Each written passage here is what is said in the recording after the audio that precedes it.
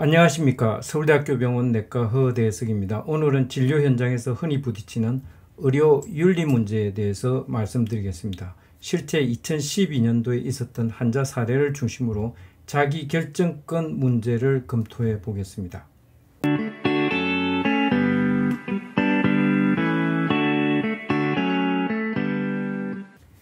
2012년 10월 초에 미국 한인 사회에 존엄사 논쟁이 크게 화제가 된 적이 있습니다. 미주판 한인신문의 머릿기사로 소개된 내용입니다.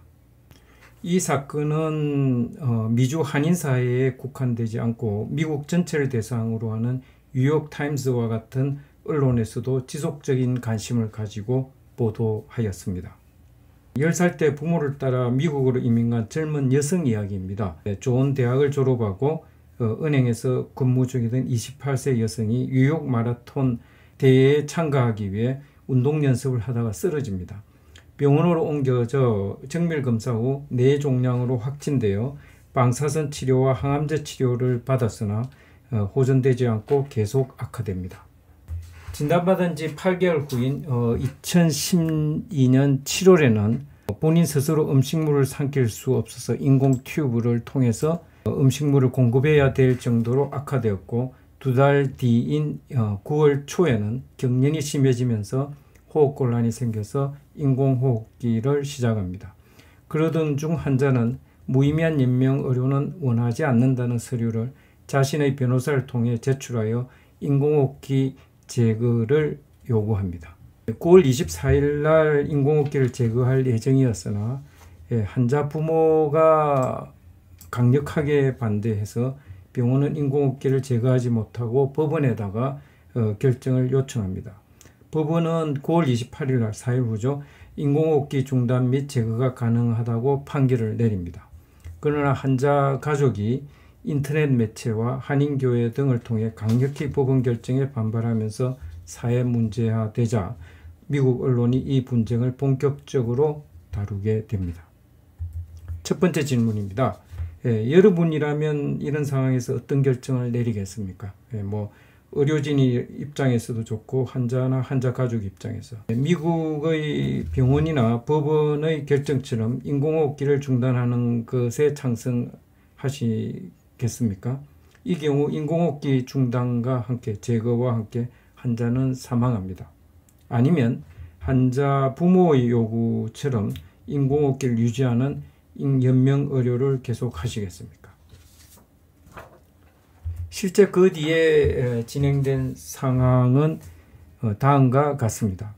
환자는 병원과 환자 부모 사이에 분쟁이 해결될 조짐을 보이지 않자 자신의 변호사를 통해서 인공호흡기를 중단해달라는 요구를 철회하게 됩니다. 그 후 일정 시간이 지난 뒤 입원해 있던 병원에서 퇴원해서 집으로 돌아갑니다. 물론 인공호흡기도 집으로 가지고 갑니다. 집에서 인공호흡기를 관리받는 가정방문 서비스를 받게 되는 것입니다. 그런 상태로 약 4개월 반 정도 생명을 유지하다가 2013년 2월 10일에 사망합니다. 환자가 사망한 뒤 가족들은 언론 인터뷰에서 인공호흡기를 유지하는 결정으로 가족 입장에서는 환자를 떠내보낼 마음의 준비를 할 수 있는 시간을 가질 수 있어서 좋았다고 말을 했습니다. 두 번째 질문입니다. 이 사건을 윤리 원칙에 따라 판단한다면 이제 어떤 기준, 어떤 결정이 적절하겠습니까? 보편적으로 윤리의 원칙을 따질 때는 4원칙을 이야기합니다. 선행, 악행금지, 자율성 존중 혹은 분배의 정의. 이제 흔히들 이제 선행하고 악행금지의 원칙으로 이는 상황을 많이 설명하는데 환자는 연명의료를 계속함으로써 약 4.5개월, 4개월 반 정도 생명이 연장된 셈입니다. 이 결정, 연명의료를 계속하기로 주장하는 쪽의 입장에서는 인공호흡기를 유지함으로 인해서 4개월 반 정도 생명을 연장하였기 때문에 생명 연장이라는 선행이 이루어졌다고 주장할 수가 있습니다. 그러나 이렇게 연장된 4개월 반이 환자 입장에서 과연 의미 있는 삶의 연장이었는지는 한번 다시 생각해 볼 필요가 있습니다. 환자는 혼자 식사도 못하고 인공호흡기 때문에 말도 제대로 못했습니다. 나중에는 의식이 없어지고 경련 등으로 많은 고통을 받았습니다.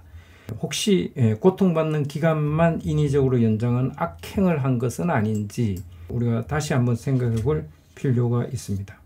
현대의학이 기술적으로 발달하면서 한 가지의 의학적 결정이 어떤 측면에서는 선행이 될 수도 있지만 어떤 측면에서는 악행이 될 수 있는 이중 효과를 보이는 경우가 적지 않습니다. 이런 이유로 진료 현장에서 의학적 결정이 어려울 때가 많습니다. 마지막 질문입니다. 왜 미국 언론은 이 사건에 큰 관심을 보였을까요? 미국 등 대부분의 선진국 법체계는 환자의 자기결정권을 최우선하기 때문에 환자가 원하지 않으면 이런 연명 의료는 쉽게 중단이 가능합니다. 이런 상황에서는 쟁점도 없고 관심도 끌지 못합니다. 그런데 이 사건을 보면 부모의 주장이 환자 본인의 가치관보다 우선시 존중되는 미주 한인사회의 문화가 반영되어 있습니다. 이 점이 미국인 입장에서는 이해하기 어려운 상황이었고 미국 언론의 큰 관심을 끌 수 있었던 원인이 아닌가 추측됩니다. 요약하면 우리나라도 2018년부터 연명의료 결정법이 시행되면서 자기 결정권을 반영하도록 권장하고 있습니다. 그러나 진료, 의료 현장에서는 가족들이 결정하는 경우가 2배 정도 많습니다. 이 안 자체는 판단이 어려울 때는 환자의 자기결정권을 우선시하여 결정하는 것을 추천드립니다.